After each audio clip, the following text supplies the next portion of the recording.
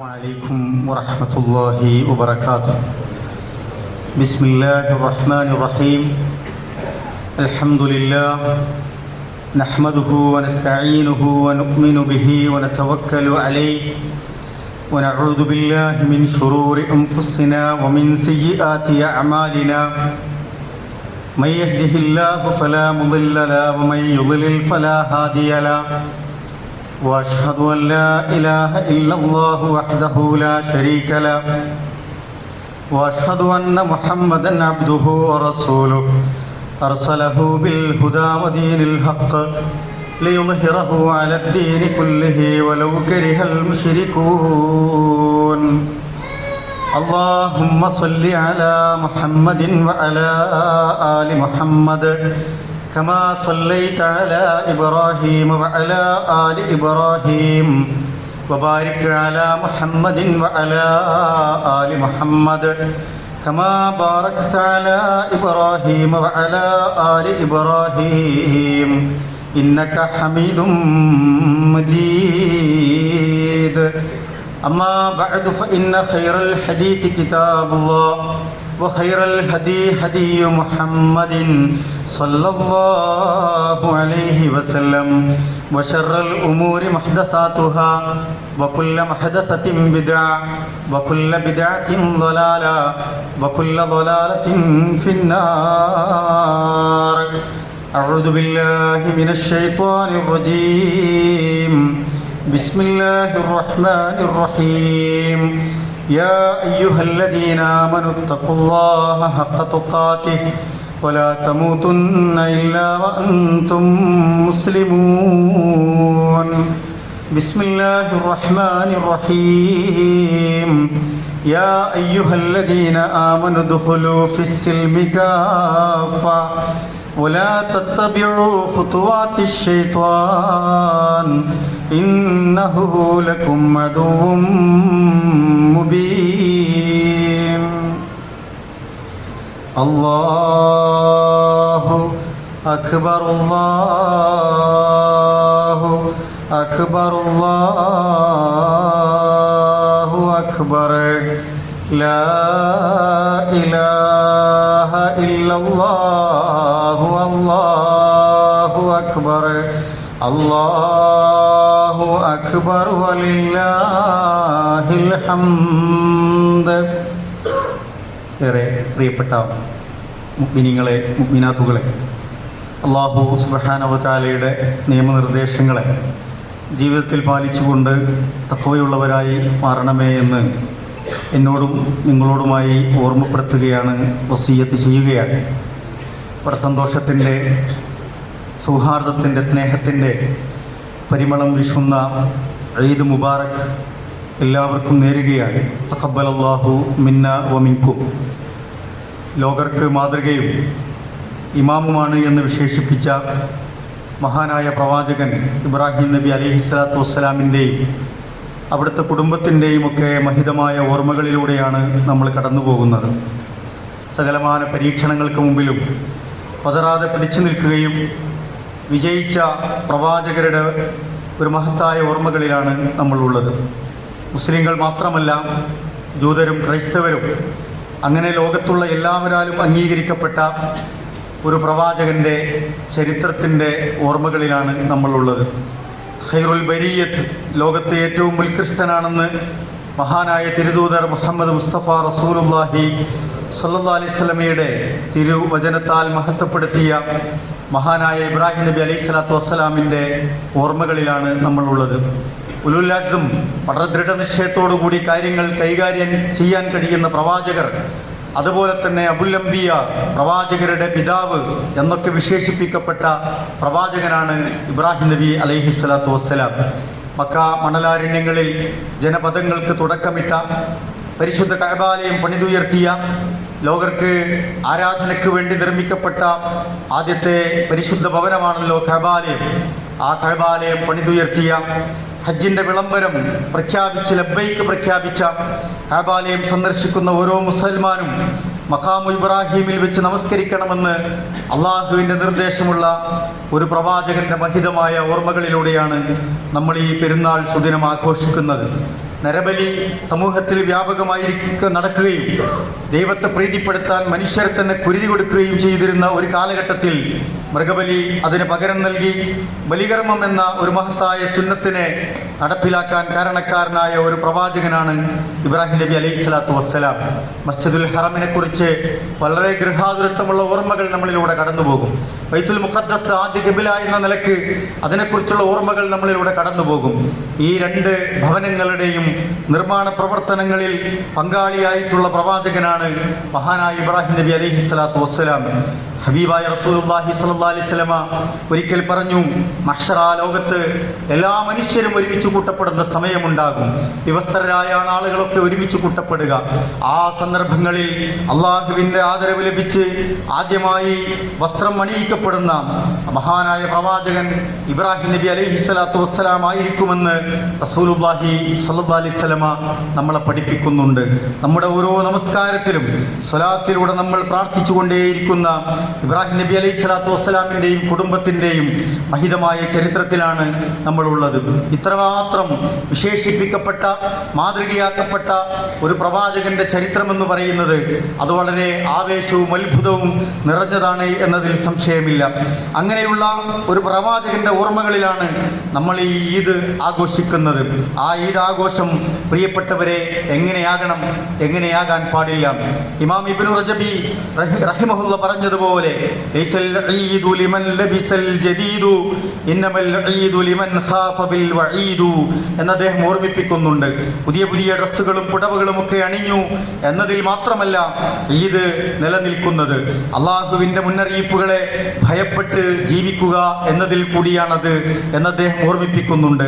ലൈസൽ ഈദു ലിമൻ തബഖറ ബിൽ ഊദി ഇന്നമൽ ഈദു ലിമൻ താബ വലാ യഊദു എന്ന് അദ്ദേഹം ഓർമ്മിപ്പിക്കുന്നുണ്ട്. നിങ്ങൾ ഊതും അത്തറും ഒക്കെ പുകക്കുകയും പുരട്ടുകയും ഒക്കെ ചെയ്യുക എന്നുള്ളത് മാത്രമല്ല ഈദ്, നിങ്ങൾ പശ്ചാത്തപിക്കുകയും തെറ്റുകൾ ആവർത്തിക്കാതിരിക്കുകയും ചെയ്യുക എന്നതുകൂടിയാണ് ഈദ് സുദിനത്തിന്റെ പ്രത്യേകത എന്ന് പറയുന്നത്. ലൈസൽ ഈദു ലിമൻ നസബൽ ഖുദൂറു ഇന്നമൽ ഈദു ലിമൻ സഅദ ബിൽ മഖ്ദൂറു. നിങ്ങൾ ഭക്ഷണപാത്രങ്ങൾ നിരത്തിവെച്ച് സന്തോഷിക്കുക എന്നത് മാത്രമല്ല ഈദിന്റെ പ്രത്യേകത. അവന് വിധിക്കപ്പെട്ടതിൽ അള്ളാഹു നമ്മൾക്ക് വിധി കൽപ്പിച്ച കാര്യങ്ങൾ ഉണ്ടാകും, ഖളാവും ഖദറും ഉണ്ടാകും. അതിലൊക്കെ സമാധാനവും സന്തോഷവും ക്ഷമയും സംതൃപ്തിയും മനസ്സിലാക്കി മുന്നോട്ട് പോവുക എന്നുള്ളതിലാണ്, അങ്ങനെയുള്ള കരുതലിലാണ് നിങ്ങളുടെ ഈദ് എന്ന് പറയുന്നത്. ലൈസൽ ഈദു ലിമൻ റകിബൽ മതായ ഇന്നമൽ ഈദു ലിമൻ തറക്കൽ ഖതായ. ആർഭാടത്തിന്റെ മുന്തിയ വാഹനപ്പുറത്ത് കയറി ലോകം ചുറ്റുക എന്നതല്ല ഈദിന്റെ സന്തോഷം എന്ന് പറയുന്നത്.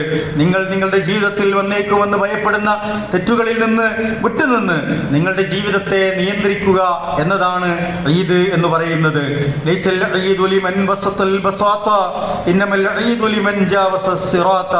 നിങ്ങൾ ഒരുപാട് പരവതാനികൾ വിരിച്ച് ജീവിതത്തെ പുളകിതമാക്കുന്നതിനേക്കാൾ നാളെ പരലോകത്ത് നിങ്ങൾ സിറാത്ത് മുറിച്ചു കടക്കാനാകുമോ എന്ന് ആലോചിക്കുകയും അതിന് പ്രാപ്തി നേടുകയും ചെയ്യുക എന്നതുകൂടിയാണ് ഈദിന്റെ സന്ദേശമെന്ന് മഹാനായ ഇമാം ഇബ്നു റജബി റഹിമഹുല്ല പറയുന്നുണ്ട്. അത്തരത്തിലുള്ള ഒരു ഈദാണ് പ്രിയപ്പെട്ടവരെ നമുക്കും ഉണ്ടാകേണ്ടത്. എങ്ങനെയാണ് അങ്ങനെ ഒരു ഈദിനെ നമുക്ക് ജീവിതത്തിൽ കൊണ്ടുവരാൻ കഴിയുക? ഇങ്ങനെ ഒരു ഈദ് ആഘോഷിച്ച് അള്ളാഹുവിന്റെ തൃപ്തി നേടുന്ന സൗഭാഗ്യവാന്മാരിൽ നമ്മൾ എങ്ങനെയാണ് ഉൾപ്പെടാൻ കഴിയുക? അതിന് നാം മുഴക്കിക്കൊണ്ടിരിക്കുന്ന തക്ബീറുകൾക്ക് ജീവൻ ഉണ്ടാകണം. അല്ലാഹു അക്ബർ, അല്ലാഹു അക്ബർ, അല്ലാഹു അക്ബർ. അല്ലാഹുവേ, നീയാണ് ഈ ജീവിതത്തിൽ എനിക്ക് ഏറ്റവും പ്രിയപ്പെട്ടവൻ, ഏറ്റവും വലിയവൻ. നീയല്ലാതെ ലാ ഇലാഹ ഇല്ലല്ലാഹു അല്ലാഹു അക്ബർ, നീയല്ലാതെ ഒരു ഇലാഹുമില്ല, ആരാധനക്കർഹനായി മറ്റാരുമില്ല. അല്ലാഹുവേ, നീയാണ് മഹാൻ, നീ തന്നെയാണ് വലിയവൻ. വലില്ലാഹിൽ ഹംദ്, അല്ലാഹുവേ നിനക്കാണ് സർവസ്തുതിയും എന്ന് നമ്മൾ മുഴക്കിക്കൊണ്ടിരിക്കുന്ന ഈ തക്ബീറുകൾ നമ്മുടെ മനസ്സിനെ സ്വാധീനിക്കണം. നമ്മുടെ ജീവിതത്തിൽ അത് പ്രകടമാകണം. നമ്മുടെ എല്ലാ സന്ദർഭങ്ങളിലും അള്ളാഹുവിന്റെ വിധികൾക്കും വിലക്കുകൾക്കും അള്ളാഹുവിന്റെ കൽപ്പനകൾക്കും റസൂലുള്ളാഹി സ്വല്ലല്ലാഹി അലൈഹി വസല്ലമയുടെ മാർഗനിർദ്ദേശങ്ങൾക്കും വില കൽപ്പിക്കാനാകണം. അതിന് ജീവിതത്തിന്റെ എല്ലാ ഇഷ്ടങ്ങളേക്കും അപ്പുറത്ത് നമുക്ക് വില കൽപ്പിക്കാനാകുമ്പോഴാണ് നമ്മൾക്ക് നേരത്തെ സൂചിപ്പിച്ച നിലക്കൊക്കെ ഈദ് ആഘോഷിക്കാൻ നമുക്ക് കഴിയുക. ജീവിതത്തിന്റെ ഉള്ളതിൽ തൃപ്തിപ്പെട്ട് സൗഭാഗ്യം അനുഭവിച്ച് മനസ്സമാധാനം കണ്ടെത്തി അള്ളാഹുവിന്റെ തൃപ്തി സമ്പാദിച്ച് നമുക്ക് മുന്നോട്ട് പോകാൻ കഴിയുക. പ്രിയപ്പെട്ടവരെ, ജീവിതത്തിലെ പരീക്ഷണങ്ങൾ പല നിലക്ക് കടന്നു വരും എന്നതിൽ സംശയമില്ല. മുഅ്മിനാണോ മുസ്ലിമാണോ അള്ളാഹുവിന്റെ ഒരു അടിമയാണോ, തീർച്ചയായും ബലാഉകൾ, മുസീബത്തുകൾ, ആപത്തുകൾ, വലിയ പരീക്ഷണങ്ങളൊക്കെ ജീവിതത്തിൽ കടന്നു വരുമെന്നതിൽ ഒരു സംശയവുമില്ല. മുഅ്മിനുകൾ പരീക്ഷണങ്ങളാൽ അവന്റെ ജീവിതത്തെ വലയം ചെയ്യപ്പെട്ടിരിക്കുന്നു എന്ന് റസൂൽ സല്ലല്ലാഹു അലൈഹി വസല്ലമ നമ്മെ ഓർമ്മിപ്പിക്കുന്നുണ്ട്. ആ പരീക്ഷണങ്ങളെ നമ്മൾ എങ്ങനെ അഭിമുഖീകരിക്കുന്നു എന്നതാണ് പ്രധാനപ്പെട്ട സംഗതി. ആ പരീക്ഷണങ്ങൾ വരുമ്പോൾ നമ്മുടെ മനസ്സാന്നിധ്യം എങ്ങനെയാണ് അള്ളാഹുവുമായി ബന്ധിപ്പിക്കപ്പെട്ടത് എന്നതാണ് പ്രധാനം. ആ പരീക്ഷണ ഘട്ടങ്ങളെ ഈമാനോടെ, ക്ഷമയോടെ, വിട്ടുവീഴ്ചയോടെ, പ്രതിഫലം കാക്ഷിച്ചുകൊണ്ട് എങ്ങനെ ഉൾക്കൊണ്ട് മുന്നോട്ട് പോകാൻ കഴിയുന്നു എന്നതാണ് പ്രധാനം. അതാണ് ഇബ്രാഹിം നബി അലൈഹി സ്വലാത്തു വസ്സലാം നമ്മെ പഠിപ്പിച്ചത്. നമ്മൾ നോക്കൂ, പരീക്ഷണം വരുമ്പോ ജീവിതത്തെ തന്നെ മറന്നു കളയുന്നവരുണ്ട്. ഇനി ജീവിതത്തിനൊന്നും അർത്ഥമില്ല എന്ന് കരുതി ജീവിതത്തെ അങ്ങനെ ലാവിഷായി തീർക്കുന്നവരുണ്ട്.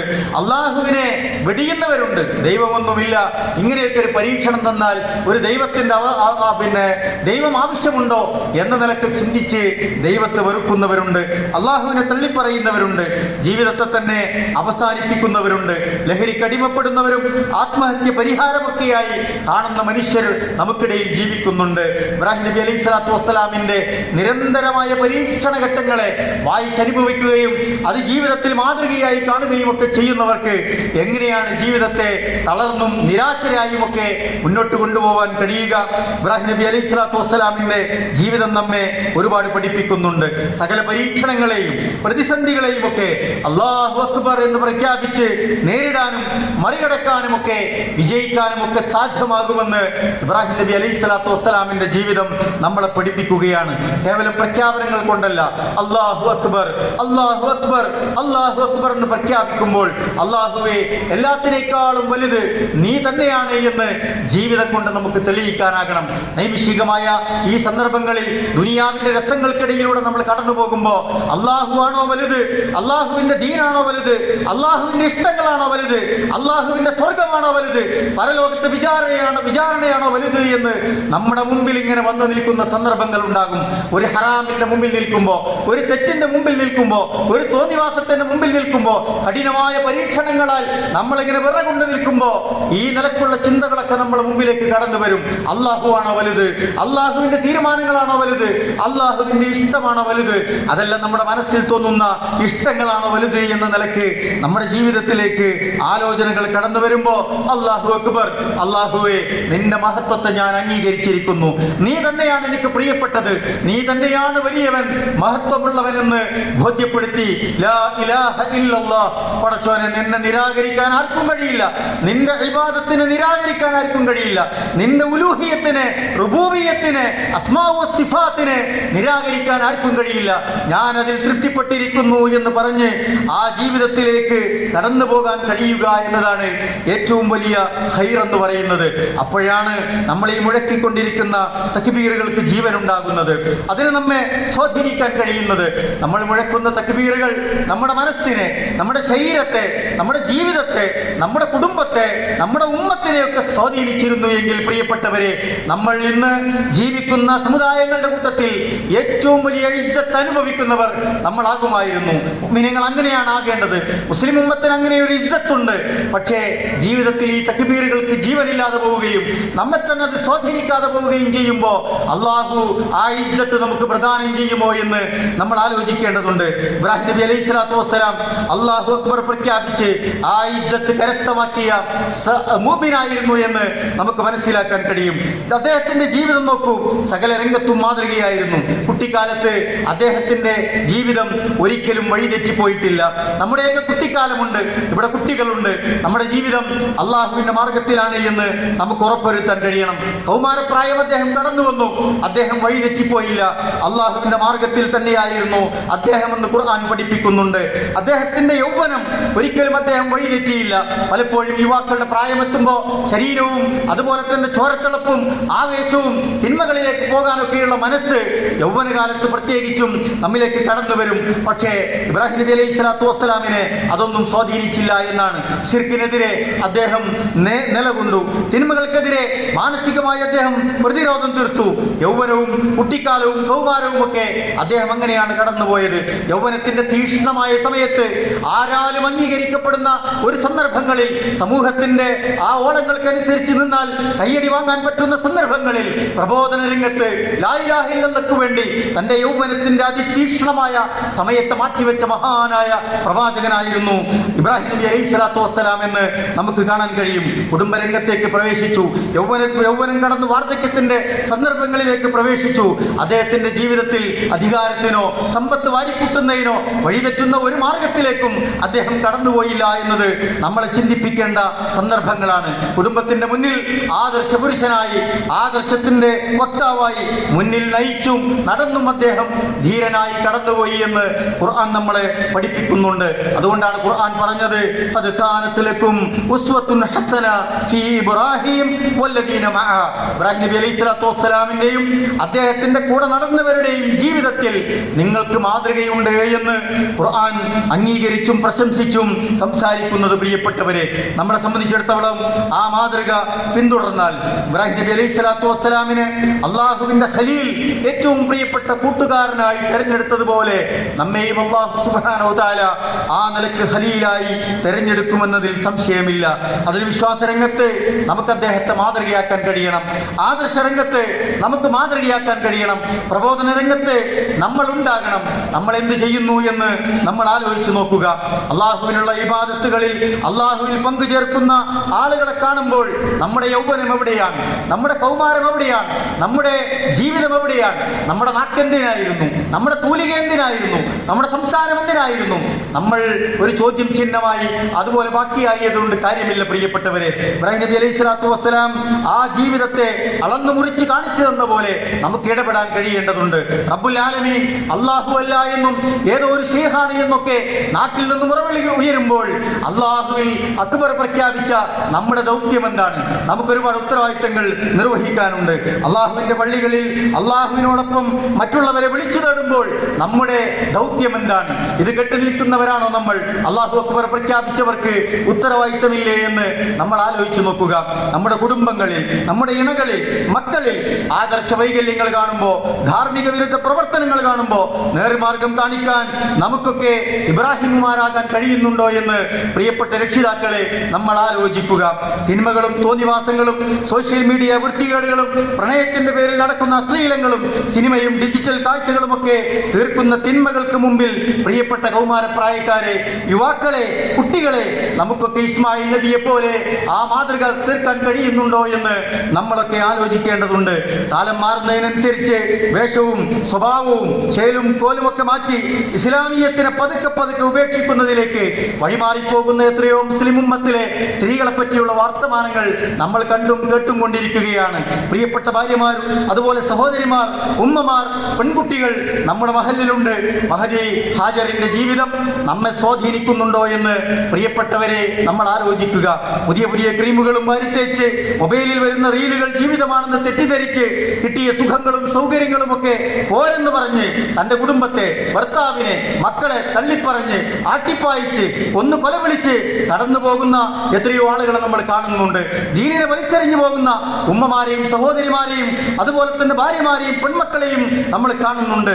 സഫാ മർവക്കിടയിൽ ഓടി നടന്ന് അള്ളാഹുവിൽ തവക്കുൽ ചെയ്ത് മണലാരണ്യത്തിന്റെ മണൽ ചൂടിൽ വെന്തുരുകിയ കണ്ണീരിൽ കുതിർന്ന പ്രാർത്ഥനകൾക്ക് അള്ളാഹുവിന്റെ സംസം കുടിനീരിൽ മനസ്സും ശരീരവും ഒക്കെ കുളിരുകൊണ്ട് അള്ളാഹുവിൽ ജീവിതം സമർപ്പിച്ച് ശുക്ർ കാണിച്ച മഹദി ഹാജറിന്റെ ജീവിതം നമ്മുടെ ഉള്ളിലുണ്ടെങ്കിൽ എങ്ങനെയാണ് ഇതിന് സാധിക്കുക എന്ന് പ്രിയപ്പെട്ടവരെ നമ്മൾ ആലോചിക്കേണ്ടതുണ്ട്.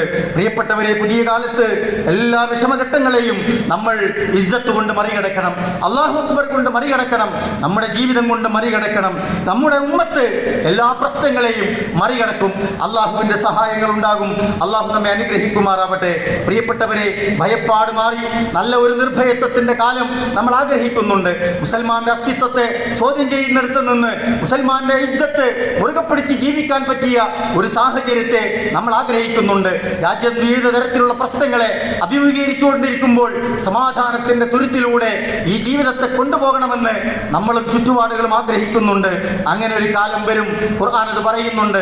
വിശപ്പാണ് മറ്റൊരു പ്രശ്നം, റിസ്കിനെ കുറിച്ചുള്ള ബേജാറാണ് ഒരു പ്രശ്നം, നാളെ എങ്ങനെ ജീവിക്കുമെന്ന ആശങ്കയാണ് ഒരു പ്രശ്നം. വിശപ്പ് മാറി നിങ്ങൾക്ക് റിസ്ക്കുള്ള നല്ല ബർക്കത്തുള്ള സമയം വരുമെന്ന് ഖുർആൻ പറയുന്നുണ്ട്.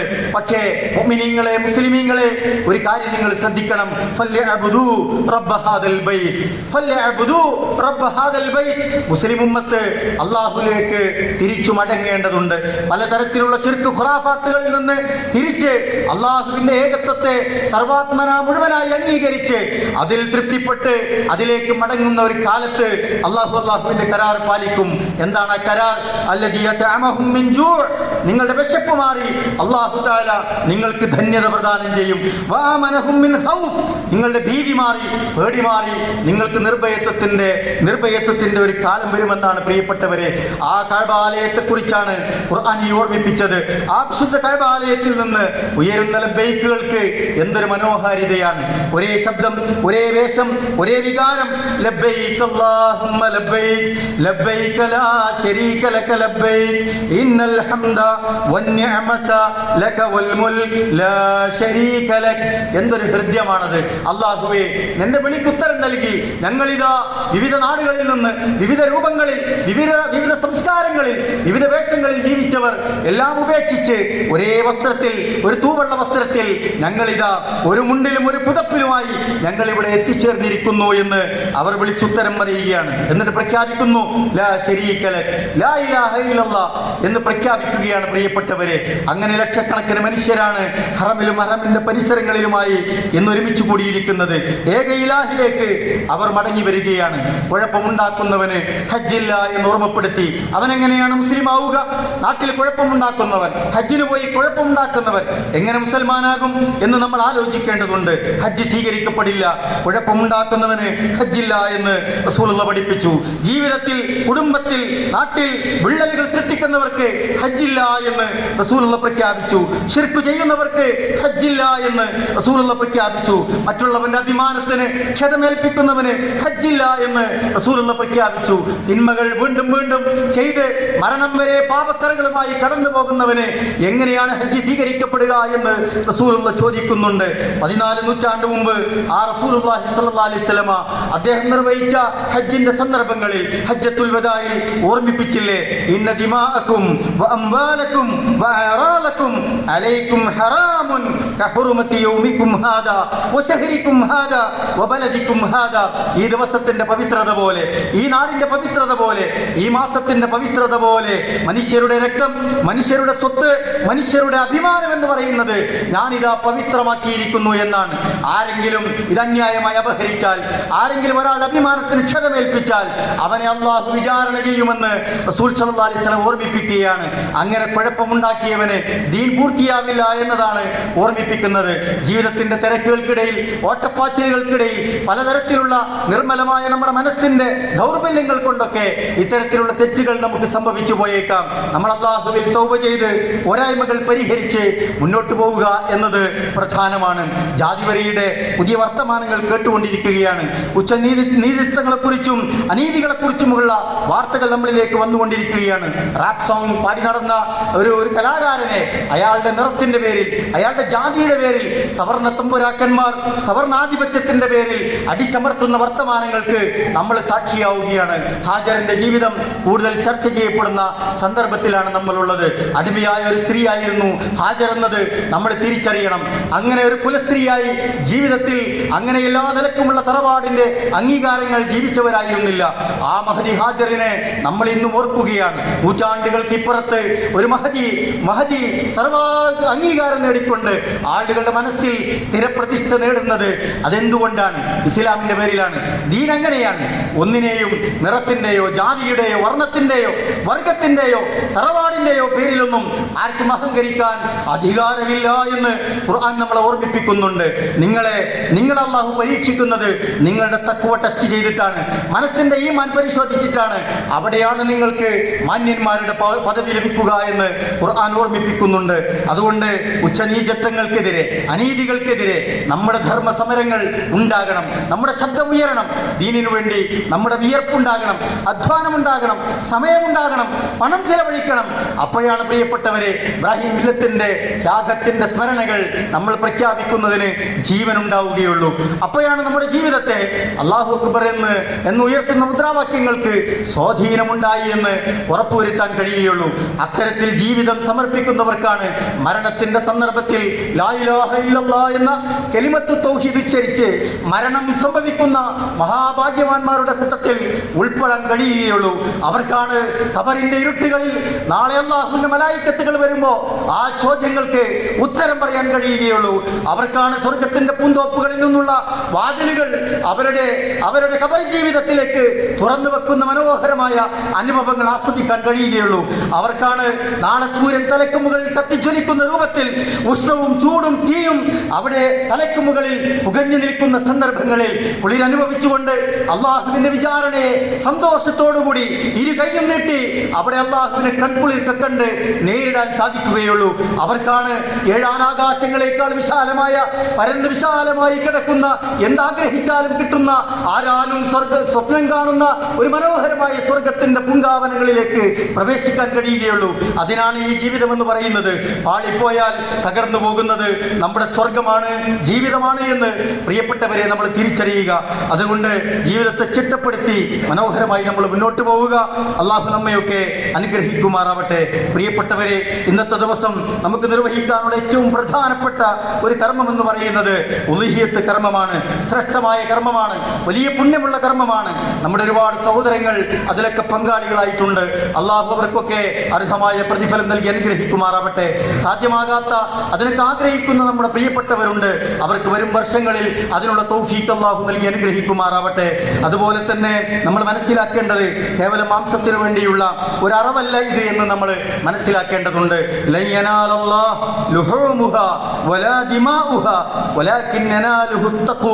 എന്ന് ഖുർആൻ ഓർമ്മിപ്പിക്കുന്നുണ്ട്. ഈ അറിവ് നടത്തുന്ന മൃഗത്തിന്റെ മാംസമോ രക്തമോ അള്ളാഹുവിലേക്ക് ആവശ്യമില്ല. അള്ളാഹുവിലേക്ക് എത്തുന്നത് നിങ്ങളുടെ മനസ്സിന്റെ ഭക്തിയാണ്. നിങ്ങൾ എത്രത്തോളം ഇതിൽ ഇഖ്ലാസ് കാണിച്ചു, നിങ്ങൾ എത്രത്തോളം ഇതിൽ പ്രതിഫലം പ്രതീക്ഷിച്ചു, നിങ്ങൾ എത്രത്തോളം അള്ളാഹുവിന്റെ തൃപ്തി കാംക്ഷിച്ചു എന്നതിനനുസരിച്ചാണ് ഈ അറിവിന്റെ പ്രതിഫലം എന്ന് പറയുന്നത്. ഷെയർ ഉള്ളവരും ഷെയർ ഇല്ലാത്തവരും ഒക്കെ ആ കർമ്മങ്ങളിൽ പങ്കാളികളാകണമെന്ന് പ്രത്യേകം ഓർമ്മപ്പെടുത്തുകയാണ്. കിട്ടുന്ന ഇറച്ചിയുടെ തൂക്കം പറഞ്ഞ് തർക്കിച്ച് അതിനുവേണ്ടി പടച്ചവനിൽ നിന്ന് കിട്ടുന്ന കൂലിയും ഭക്തിയും ഒക്കെ കളഞ്ഞു കുളിക്കുന്ന വാർത്തകൾ നമ്മൾ പലയിടത്തും കേൾക്കാറുണ്ട്. നമ്മൾ അതിന്റെ വക്താക്കളായി മാറാൻ പാടില്ല. ആ മാംസത്തിൽ ആ ബലിയിലൊക്കെ ഇസ്മായിൽ പ്രവാചകന്റെ ജീവിതത്തിന്റെ വിലയുണ്ട് എന്ന് നമ്മൾ മനസ്സിലാക്കണം.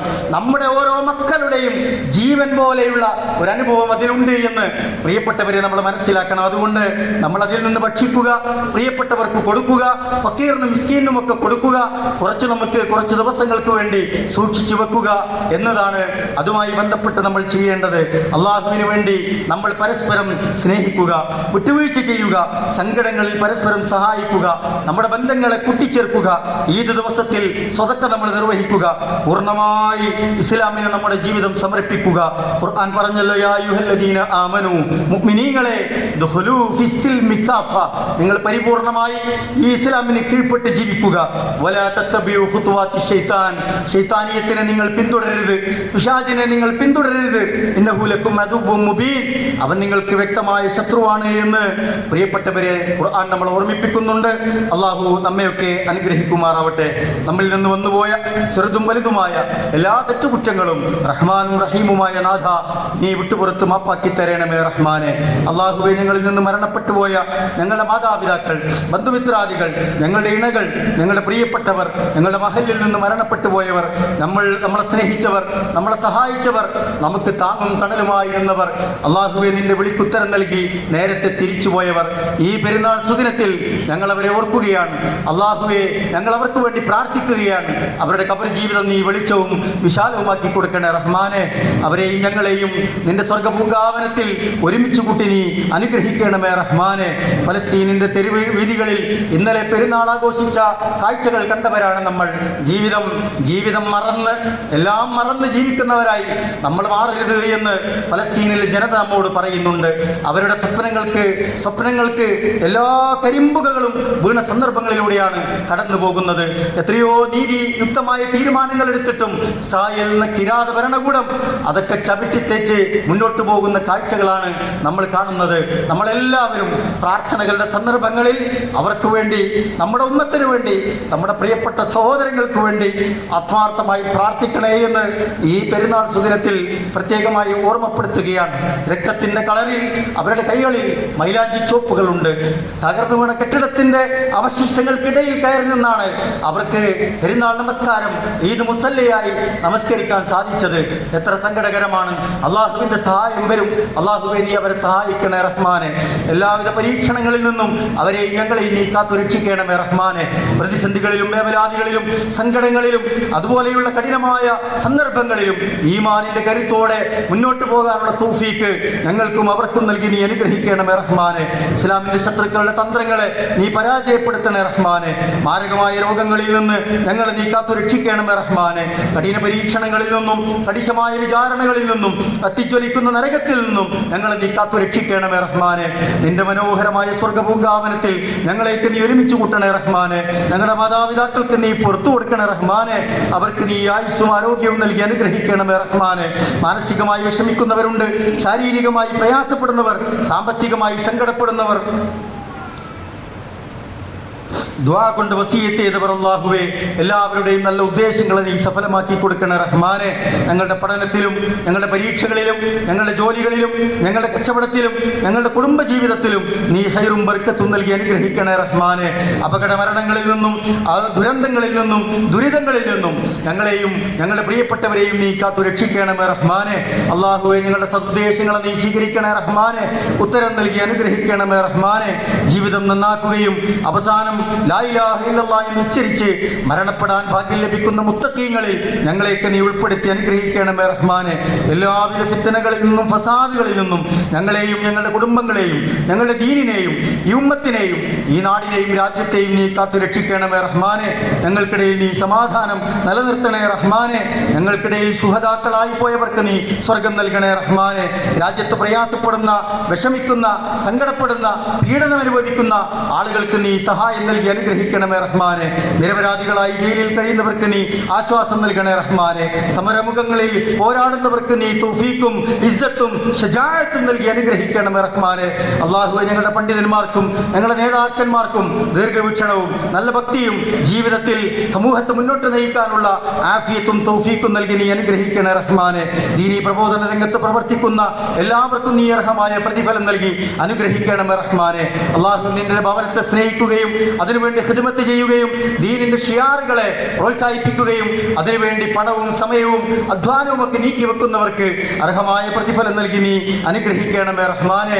അല്ലാഹുമ്മ ഗ്ഫിർ ലിൽ മുഅ്മിനീന വൽ മുഅ്മിനാത്ത് വൽ മുസ്ലിമീന വൽ മുസ്ലിമാത്ത് വൽ അഹ്യാഇ മിൻഹും വൽ അംവാത്ത് ഇന്നക മുജീബുദ് ദഅവാതി യാ ഖാദിയൽ ഹാജാത്ത്. അല്ലാഹുമ്മ അജിർനാ മിനൻ നാർ അല്ലാഹുമ്മ അജിർനാ മിനൻ നാർ അല്ലാഹുമ്മ അജിർനാ വ അജിർ വാലിദൈനാ മിനൻ നാർ اللهم ادخلنا الجنة مع الأبرار اللهم اغفر لنا يا غافر المذنبين اللهم ارحم لنا يا أرحم الراحمين اللهم ارزق لنا يا خير الرازقين اللهم ربنا تقبل منا إنك أنت السميع العليم وتب علينا إنك أنت التواب الرحيم ربنا آتنا في الدنيا حسنة وفي الآخرة حسنة وقنا عذاب النار.